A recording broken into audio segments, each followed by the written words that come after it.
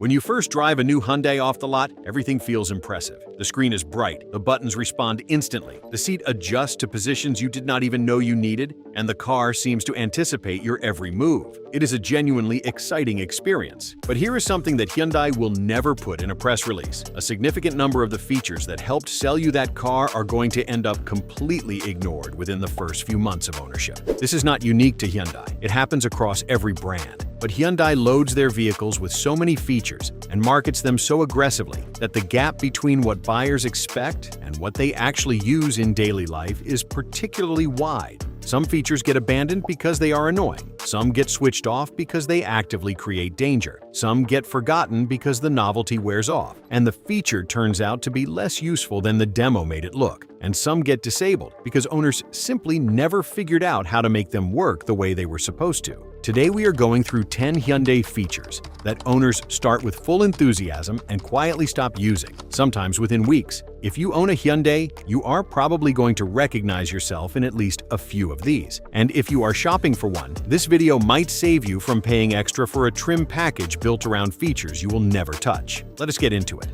Feature 1. Lane Keeping Assist. Lane Keeping Assist sounds like exactly the kind of technology that should make driving safer and easier. The idea is straightforward. Sensors monitor the lane markings on the road, and if the car starts drifting without a turn signal, the system gently steers you back into the center of your lane. On paper, it is brilliant. In daily driving, it becomes one of the most commonly disabled features on any Hyundai on the road. The problem is that real roads are not test tracks. Lane markings fade, disappear entirely, get obscured by rain and snow, or simply do not exist in the way the system expects. When the system loses confidence in the markings, it starts making unpredictable corrections, sometimes jerking the wheel at moments that feel anything but gentle. Drivers who have experienced this describe it as the car suddenly fighting them for control of the steering wheel, which is an unsettling feeling even when you know the technology is behind it. Beyond the false corrections, Lane Keeping Assist also intervenes when you are intentionally drifting slightly within your lane, moving wide to give a cyclist space, repositioning around a pothole,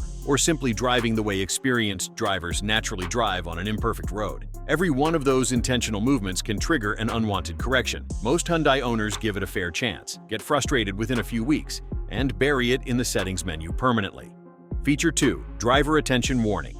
The Driver Attention Warning system monitors your steering patterns and driving behavior over time to detect signs of fatigue or distraction. When it thinks you have been driving too long without a break, it displays a coffee cup icon on the dashboard and recommends you pull over and rest. The intention behind this feature is genuinely good. Driver fatigue is a serious cause of accidents, but the execution leaves a lot to be desired. The core issue is that the system calibrates based on your early driving behavior at the start of a trip, and if anything disrupts that baseline, road conditions, traffic patterns, a stretch of stop-and-go driving, the system starts issuing warnings that have nothing to do with your actual fatigue level. Owners report getting the coffee cup icon 15 minutes into a drive, on familiar local roads, after a full night of sleep. When a warning system cries wolf that frequently, the human brain does exactly what it is designed to do. It learns to ignore the warning entirely. The other frustration is that there is no way to tell the system that you are fine and that you acknowledge the warning in a meaningful way. You dismiss it, it comes back. You dismiss it again, it comes back sooner.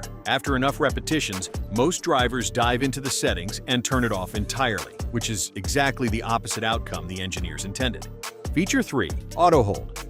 Auto Hold is a feature that holds the brake automatically when you come to a complete stop, so your foot does not have to stay pressed on the pedal at a red light or in traffic. It activates when you press a button near the gear selector, and it releases automatically when you press the accelerator. On the surface, it sounds like a convenience win, particularly in heavy stop-and-go commuting. The abandonment of Auto Hold usually comes down to two things. First, the transition. When Auto Hold releases and the car moves forward, some drivers find the feel slightly abrupt, not dangerous, but different enough from what they are used to that it never feels natural. Second, and more significantly, Auto Hold can create a moment of confusion when the car does not move the instant you expect it to. In certain situations, particularly on inclines or after very brief stops, the system's release timing feels just slightly off from the driver's intention, and that fractional delay creates an anxiety that accumulates over time. It is a feature that works well in theory, and works adequately in practice. But for many drivers, it never crosses the threshold from adequate to genuinely preferable, so they stop activating it and eventually stop thinking about it altogether.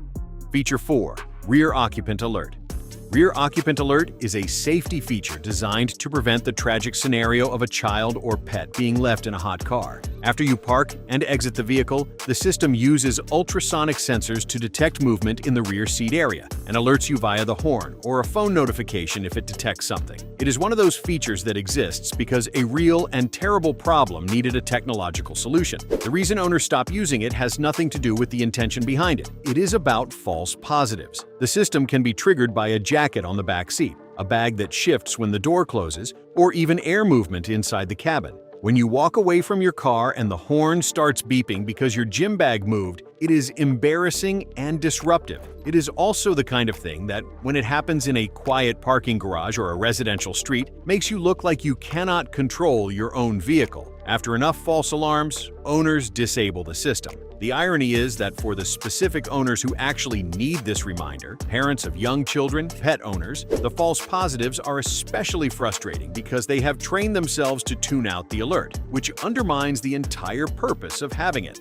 Feature 5. Active Noise Cancellation. Higher trim Hyundai models offer active noise cancellation, a system borrowed from the headphone world that uses microphones and speakers to generate opposing sound waves that cancel out road and engine noise. When it works, the cabin feels noticeably quieter. It is a premium feature that adds genuine perceived value to the interior experience. The abandonment of this feature is different from the others on this list. Owners do not so much turn it off as stop noticing it entirely. Active noise cancellation works in the background without any input from the driver, so there is no button to press or setting to engage. But what happens over time is that the system's effectiveness depends heavily on road surface and speed, and at certain frequencies, it can actually introduce a subtle pressure or low-level hum that some drivers find more noticeable and irritating than the road noise it replaced. Owners who discover that turning off the system makes the cabin feel slightly more natural, or at least removes that low background pressure, often make the switch and never go back. It is a feature that a significant portion of owners would choose not to pay for if they had experienced it in real-world conditions before selecting their trim level. Feature 6. Highway Driving Assist. Highway Driving Assist is Hyundai's semi-autonomous driving system, a combination of adaptive cruise control and lane centering that is designed to handle the bulk of motorway driving with minimal input from the driver. It is one of the most heavily marketed features in Hyundai's lineup, and it is genuinely impressive in controlled conditions on well-marked moderate traffic highways. The real-world problems begin almost immediately outside of those ideal conditions. In heavy traffic, the system's following distance management can be overly cautious, leaving large gaps that other drivers constantly fill, which then causes the system to break, which causes frustration. On highways with less distinct lane markings or curves that the cameras struggle to read, the steering assistance becomes inconsistent, and the system's requirement that you keep your hands on the wheel, enforced by a contact sensor, means that the kind of genuine rest you might hope to get is never really available. The trust issue is the biggest factor. Semi-autonomous driving requires the driver to maintain a complicated mental state, alert enough to intervene immediately, but relaxed enough to let the system work. Many drivers find that this split attention mode is actually more mentally exhausting than simply driving themselves. After enough uncomfortable moments where the system did something unexpected, the feature gets turned off and stays off. Feature 7. Hyundai Bluelink Connected Services.